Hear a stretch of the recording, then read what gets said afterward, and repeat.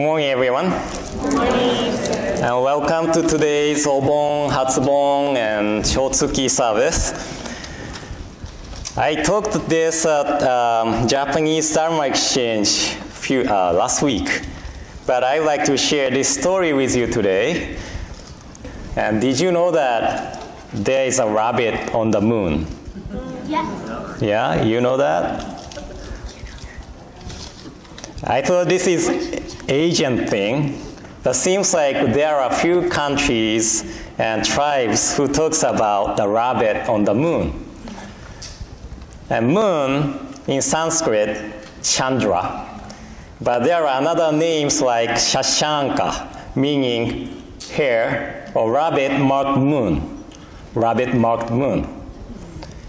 And Chinese and Japanese people believed that there is a rabbit on the moon pounding mochi, rice cake, or making elixir.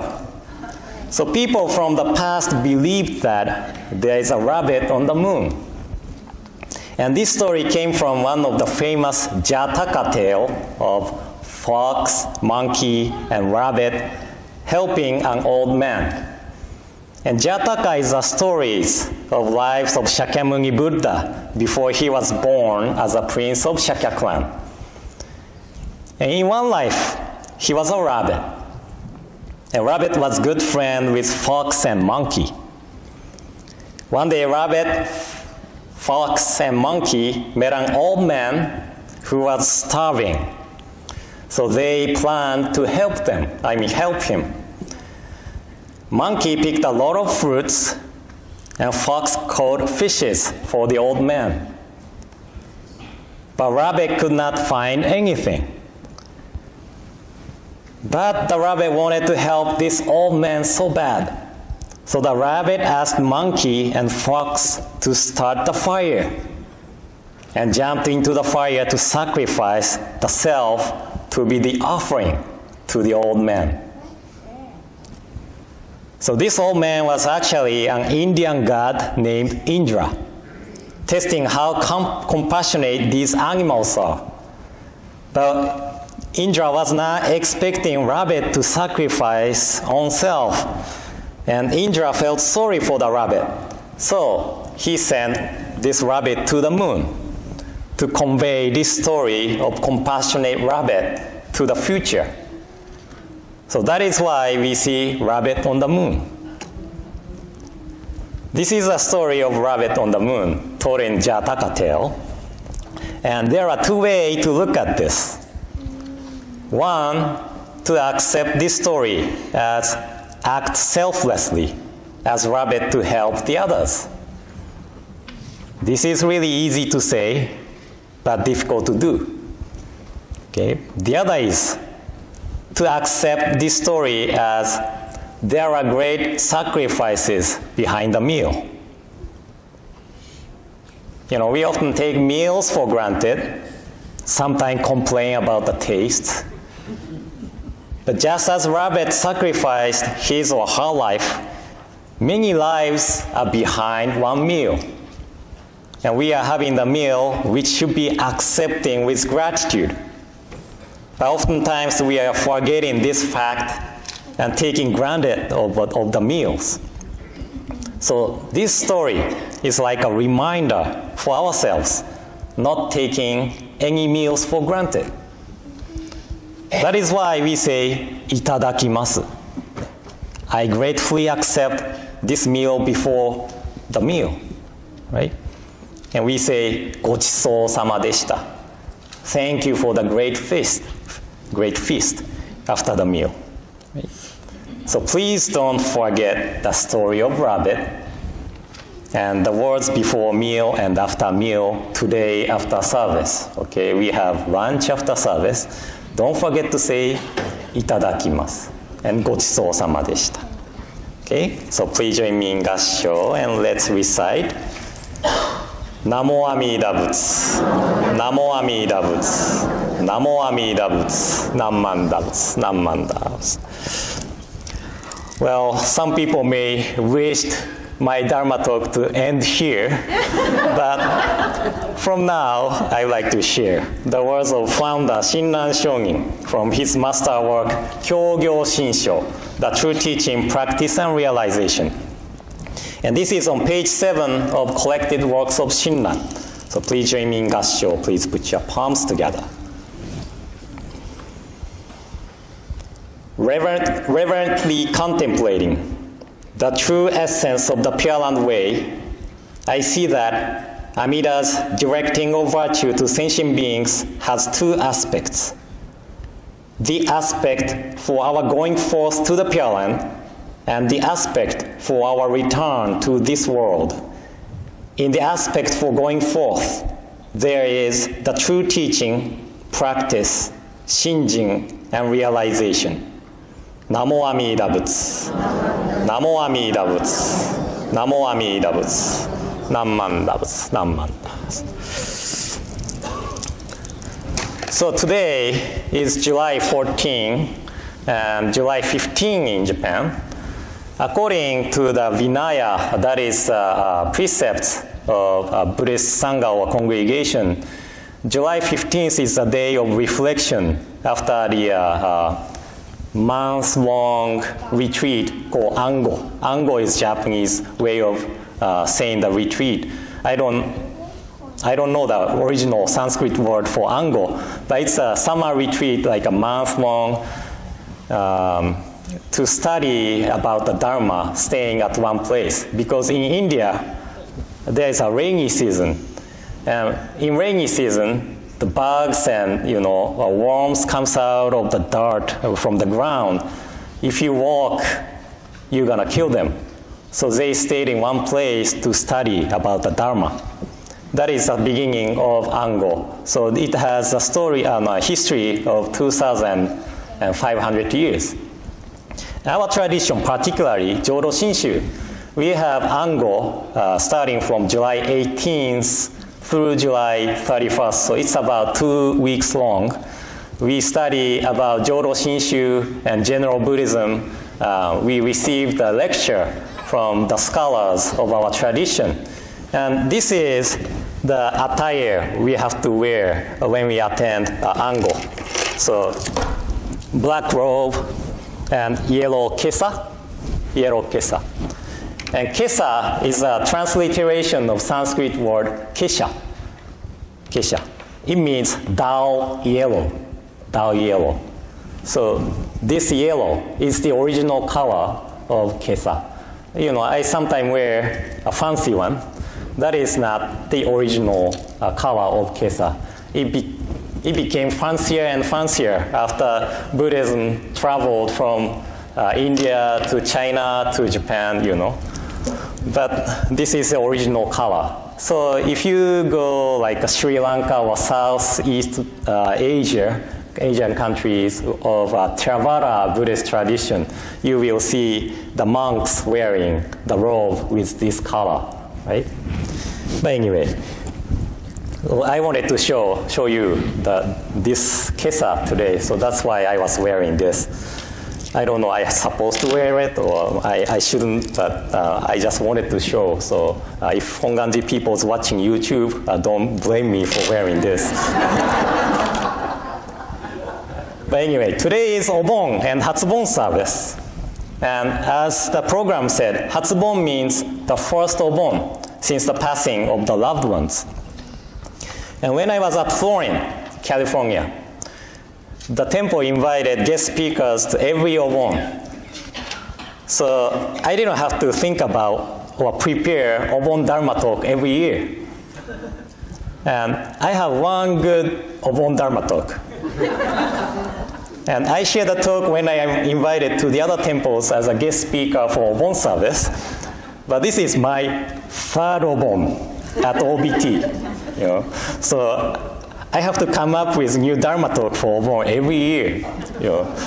And this is actually a good opportunity for learning, since I don't like to share the same messages again and again. And it's on YouTube, so you can check my Dharma talk and say, oh, Sensei, you shared this talk last year. But basic components of my Obon Dharma talk is the same. What Obon means in general, and what Obon means for Jodo Shinshu Buddhists. Okay? And first one, what Obon means in general. Obon is a celebration unique to Japanese Buddhist schools, but it is based on one of the sutras titled Ulambana Sutra. And many people know the story of Ulambana Sutra already, but simply saying, this sutra is the story of one of the disciples of Shakyamuni Buddha named Mahamaugalyayana, or Moggallana in Pali, saving his mother from the realm of hungry ghosts. But it was not through the self-power of Mahamaugalyayana. Actually, he failed to save his mother using his supernatural power. So he went to ask for the guidance to the Buddha. And he was able to save his mother from the realm of hungry ghosts because he followed the guidance of Shakyamuni Buddha. And generally, people think that Obon is for the ancestors and the loved ones who have passed away, and we make offerings to them to welcome them to this world for a few days. And I don't know if you have you ever watched the movie, Disney and Pixar movie, Coco? Coco? Did you watch? Yeah? I really enjoyed the movie. And I don't know why, but after the birth of Aoi and Hikaru, I started to be easily moved to tears. That I cry a lot just by watching movies, and Coco made me cry too. But Coco was about the Mexican tradition of the Day of the Dead, right? Welcoming the ancestors by making offerings. So this is similar to the general idea of Obon. It is to welcome ancestors by making offering and light up the bonfires and candles. And Obon is a 3-day celebration. And on the last day of Obon, people light up the bonfire again to send the ancestors to the world they belong to. So one of the famous bonfire to send the ancestors back is called Gozan no Okuribi, sending fire of 5 mountains in Kyoto. And there are 5 mountains with various shapes, like few Chinese characters, torii gate, and the shape of ship. On the day of August 16, right, 16, they light up the mountains. And it's really beautiful if you are interested in it. And there's a gatha titled Obon no Uta, Song of Obon, which we are going to sing later. And this lyrics was written by Lady Takeko Kujo, the daughter of Kosong Otangi, the 21st head priest of our tradition, and the co-founder of Buddhist Women's Association. And let me share the lyrics of Obon no Uta in English. It said, "Riding on the dragonfly, guests are coming from faraway Pure Land. It's the yearly visit of our guests. Dragonfly, dragonfly, red dragonfly, lighting the bonfires and paper lanterns, we'll all go out to meet our guests." So this is an English translation of Obon no Uta. And this really presents well the general idea of Obon. The guests, the ancestors, come back from the world or the realm where they belong to. And by lighting the bonfires and paper lanterns, people welcome them. But I don't want everyone to misunderstand that this is the idea of Jodo Shinshu way of understanding Obon. Even though we sing this gatha, and the lyrics was written by Lady Takeko Kujo, and she used the word the Pure Land, this is not Jodo Shinshu way of understanding Obon. Now first, as Shinran Shongin mentioned in the words I shared at the beginning, Jodo Shinshu is a teaching of going forth to the Pure Land and returning this world returning to this world by the working of the primal vow of Amida to awake us and never abandon us. And as Shinran Shogin said us, in the aspect of going forth, there is a true teaching, practice, shinjin, and realization. We follow teaching taught in the Raja Sutra and practice Nembutsu and entrust ourselves to the working of Amida Buddha, attain Buddhahood when we pass away. This is a structure of Jodo Shinshu teaching. And this means that we will become Buddha, the awakened one, when we pass away. And not only becoming Buddha, but also we come back to this world where our loved ones are, to lead them to the path of Nembutsu. So our loved ones who have passed away before us, they are not coming back to this world, or coming back to us only for 3 days out of 365 or 366 days. They are always here with us, just like magnetic field I talked about a few weeks ago. They became one with the working of Amida and come back to us, not because we light up bonfires or lanterns, but because of their great compassionate mind as Buddha, not to abandon us, who have to deal with the suffering, such as the sadness of separation. So they are always working towards us, not only for 3 days of the year. So I didn't explain what Ulambana means earlier, but Ulambana means hanging upside down. Okay? Hanging upside down. So this is the Jodo Shinshu Buddhist way of understanding Obon. It does not mean we are hanging upside down physically, but the way of looking at things are always upside down. We see something which is actually rare to have, such as this temple, this life, as something natural to have and take for granted. This is how we are seeing things upside down. But by encountering the working of Buddha to awake us, we realize how we were looking at things upside down. I still remember the first funeral I conducted in the United States. He was only 47 years old, and over 600 people gathered for the memorial service. And the day he passed away, he had ordinary day. He left home as usual, but he fainted while he was out, and he never came back. And he had a daughter who was still in high school. And as I wish to see my children grow, I am sure that he wanted to see his daughter graduate from high school, university, get married, and so on. He probably dreamed about retirement, but it never happened. 47 is really too young to go.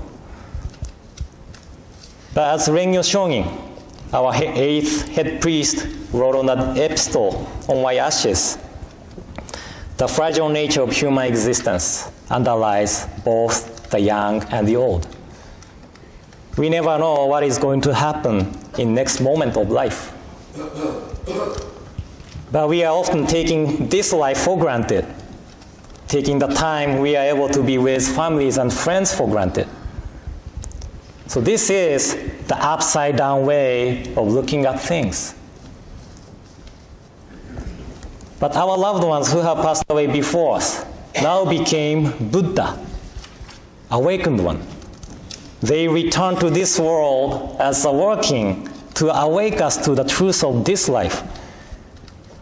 And they teach us how our lives are truly impermanent through memories of them. And through their working towards us, we realize how grateful to have this life right here and right now. And they also teach us that we are able to meet again in the Pure Land, realm of Nirvana. So the separation is not the permanent separation, but it is only temporary.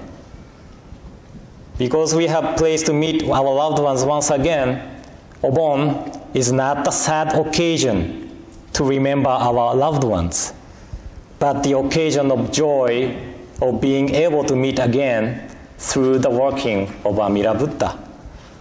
That is why we call Obon as Kangie, a gathering of joy. So this teaching of the Pure Land, the realm of Nirvana, we are able to meet our loved ones once again, gave me joy and strength to move forward when I experienced the separation from my mother. And as Buddhist priest who conducted many funerals and memorial services, I know how this teaching really gives ease and comfort to the people. So I hope today's my message reached to many people who seek ease and comfort from the separation. And hopefully, people eventually feel joy by listening the teaching that we have a place to meet our loved ones once again. So thank you all for coming today to Obon and Hatsubon service. And I would like to conclude my talk with a reading of traditional epistle on white ashes, written by Rengyo Shonin. And I will read it in Japanese first and later in English. So please join me in gassho. Please put your palms together.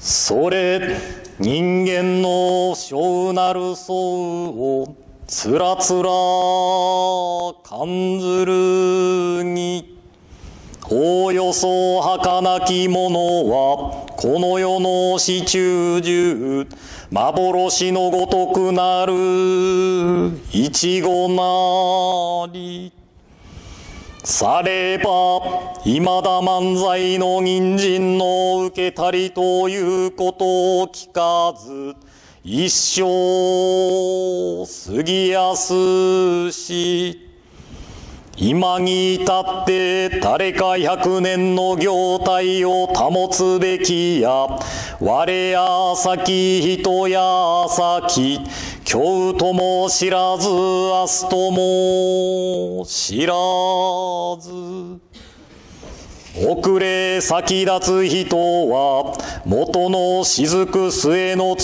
雨よりも茂しと言えりされば明日には小がんがあって夕べには白骨となれるみなりすでに無常の風来たりぬればすなわち二つの眼たちまちに閉じ一つの息長く耐えぬれば高願虚しく返じて通りの装いを失いぬる時は六神眷属集まって嘆き悲しめどもそのさらにその会あるべからずさてしもあるべきことならねばとて野外に送って弱の煙となし果てぬればただ白骨の溝のこれり哀れというもなかなか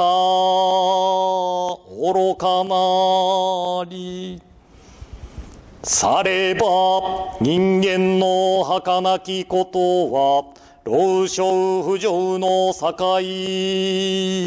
なれば誰の人も早く五生の一大事を心にかけて阿弥陀仏と深く頼み参らせて念仏申すべきものなりあなかしこあなかしこ On white ashes in silently contemplating the transient nature of human existence, nothing is more fragile and fleeting in this world than the life of man. Thus, we have not heard of human life lasting for 1,000 years. Life passes swiftly, and few among men can maintain their form for even 100 years. Whether I go before others, or others go before me, whether it be today or tomorrow, who is to know? Those who depart before us are as countless as the drops of dew. Though in the morning we may have radiant health, in the evening we may return to white ashes. When the winds of impermanence blow, our eyes are closed forever, and when the last breath leaves us, our face loses its color. Though loved ones gather and lament, everything is to no avail. The body is then sent into an open field and vanishes from this world with the smoke of cremation, leaving only the white ashes. Nothing is more real than this truth of life. The fragile nature of human existence underlies both the young and the old. Therefore, we must, one and all, turn to the teachings of the Buddha and awaken to the essence of life. By so understanding the meaning of death, we come to appreciate the meaning of this life, which is to be treasured because it is unrepeatable. By virtue of true compassion, let us realize the unexcelled value of this existence, and let us live together with gratitude in our hearts. Namo Amida Butsu, Namo Amida Butsu, Namo Amida Butsu, Namanda Butsu, Namanda Butsu, Namanda Butsu.